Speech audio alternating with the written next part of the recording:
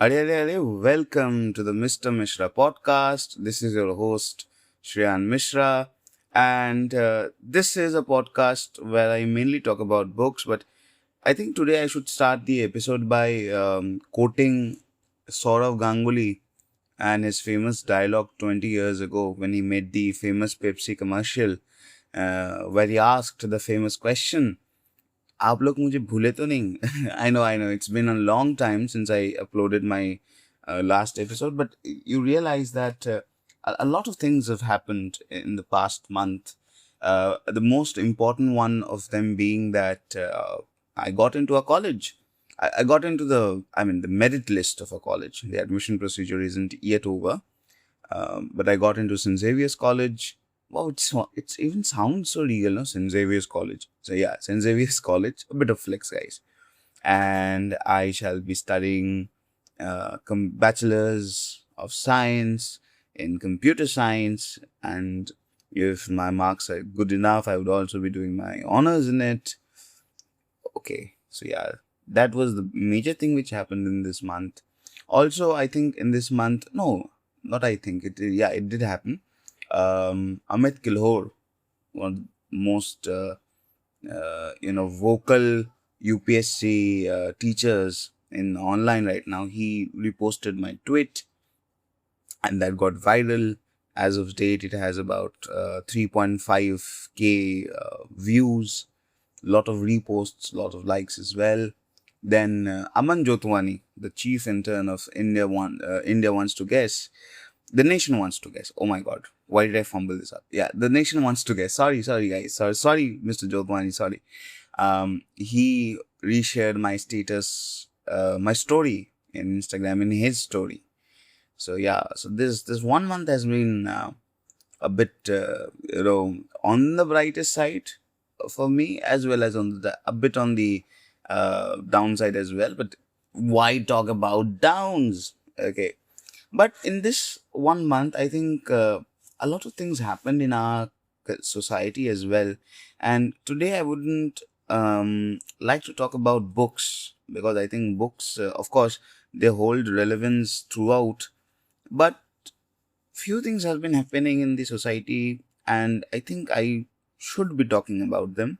Not that my opinions matter, but I think my opinions should be heard. I mean, I have a few things to say about everything.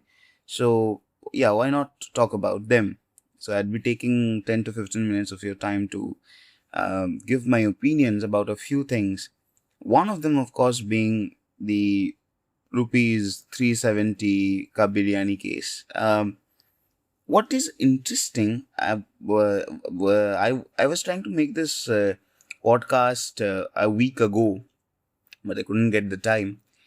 What happened was that just in this 1 week, the Goyal case also came up. So on one hand, we get the most disgusting comment ever made. Okay, when it's gender neutral, the entire rupees 370 controversy, and on the other hand, we have another very atrocious crime committed by again a woman, and on the other side, when we were talking about the rupees 370 ka biryani case, this entire thing was revolving around men. So this month, and I shared this in my WhatsApp story as well and in my Instagram story as well, that this month showed us both the ends of the society's spectrum. Okay, now what do I look? These two cases are, of course, disconnected and disjointed in every way possible. If I am able to draw a connection between them, then I'd rather become Bomkesh Bokshi. But no, these cases are not related to each other. These cases show you that extremist thoughts and extremist actions can be done by both men and women. So, the extremist philosophy of life, when executed, doesn't really demand a gender biasness. So, what do I mean by this entire heavy statement? Regardless of your gender, you can commit something that is very extreme.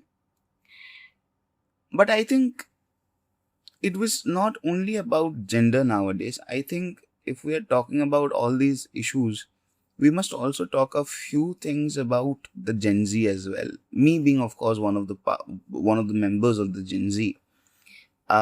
What's something that has to be noted is that I'm not really a very proud member of being a Gen Z, proud member of the Gen Z community, because I think yes, there are a lot of things that we are doing right, but there are equally a lot of things that we are doing wrong. This generation has has shown a remarkable amount of persistence, but at the same time, this generation has failed to do a few things that other generations have done well, in fact, in many better ways than one. The angle of persistence, I think, yes, of course, we showed a lot of persistence. But if you were to go even 10 to 15 years back, when we were talking about, say, the millennials or the Gen X, I think their persistence level was even higher. I don't, and we, the entire NEET scam and the fiascos that have been happening with the youth nowadays. Yes, that has kind of increased. I would, if I would have to deny that, although I am right wing in my ideology, but if I was to deny all of this, I was to deny the truth.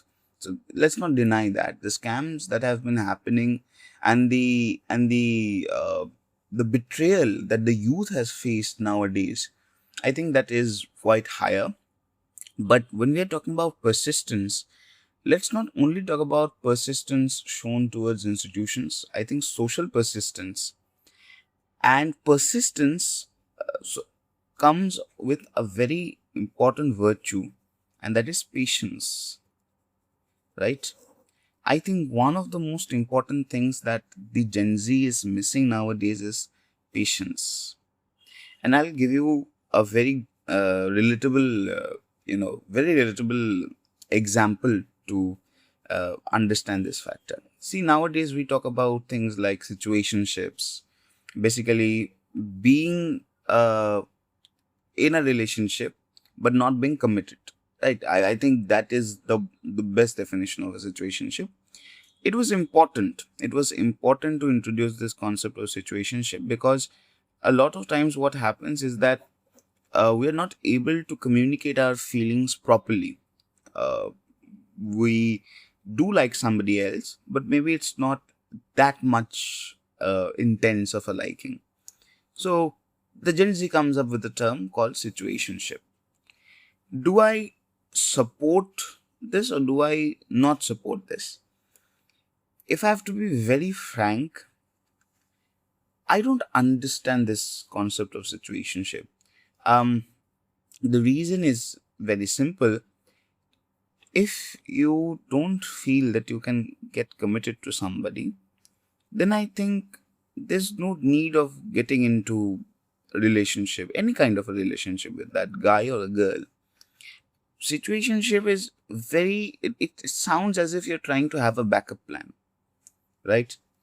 But that being said, if somebody is to come up to me and say which is safer, the situationship or a relationship, then I would of course say situationship, because the entire angle of commitment is what causes the most amount of problems, the most number of problems in our society. When the rupees 370 ka biryani case came up, the boy who made the comment, he thought in his mind that since he has put a certain amount of efforts, the biryani is not the important thing here. The underlying crux of the story is that since he has put a bit amount of, or rather for him, he has put a great amount of efforts, he should now be, he is now entitled to have a sexual relationship. That is the entire premise of the 370 rupees 370 biryani comment. In Shreya Goyal's case, of course, one thing that we have to note whenever we are talking about this case is that Shreya Goyal right now is the accused. The court hasn't yet proven her guilty, but I think if we were to look at the evidences which are coming out right now, most in all probabilities, she would be proven guilty. I think she has also confessed her crime. So, but yes, it's not. The verdict has not yet been passed. So, while we will be talking about this case, we'll try to be as objective as possible. So, in the entire case of the Sia Goyal mystery, this entire thing happened because Sia Goyal didn't have the courage. I mean, again, provided that Sia Goyal is the criminal here, is um, uh, uh, the I mean, the verdict has been passed against her favor. So Sia Goyal committed the crime only because she was not able to open her feelings towards to her parents. Because the entire thing is that she and her lover planned to kill Ketan, her husband, her fiance, not her husband, her fiance. So if she would have been able to clear that thing to her parents, that no, I'm in love with this boy only, and if I have to marry someone, it would be him and nobody else. I think here the role of parents also play a very important job, because if your parents are so enforcing that no, you have to marry this girl only, this boy only, that makes no sense. Marry the guy or the girl you love. And then comes the angle of, and in both the cases, the angle which comes up is the angle of patience. I think Gen Z is lacking patience a lot. This entire, in this 90s romance, I'm losing time, but okay, I'll be trying to make my things short. Uh, During that, why do I like the 90s romance? Because it's, first of all, it's cringy and cheesy. Yes, of course, I agree, I confess that.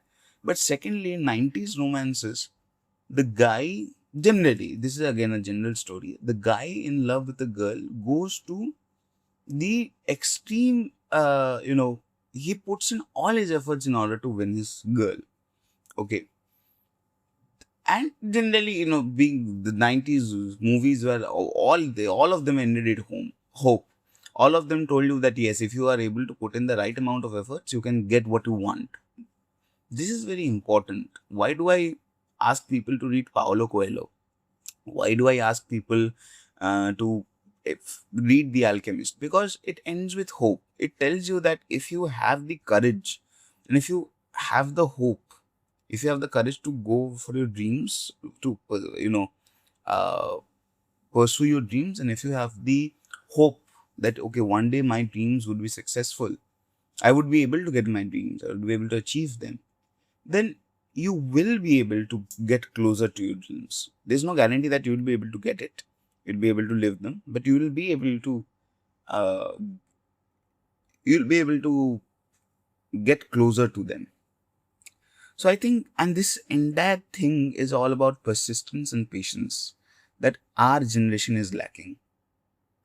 Nowadays, we have different colored heart emojis to represent different feelings. Why? Why not have a simple? Again, another aspect is we are over complexifying things. Heart should be, the heart could be of any color, but that doesn't mean that you would have to attach a meaning to it. It was just added by WhatsApp to add a bit of customization. But now we have white hearts to show platonic relationships, red hearts to show romantic relationships, yellow hearts, blue hearts, red. Makes no sense. We are so afraid of doing something. We are so afraid of putting in the efforts that I think this is what's causing the most harm in Gen Z. So I know it's morning, my voice is a bit groggy, my thoughts might have sound a bit disarranged, but this is what I wanted to say.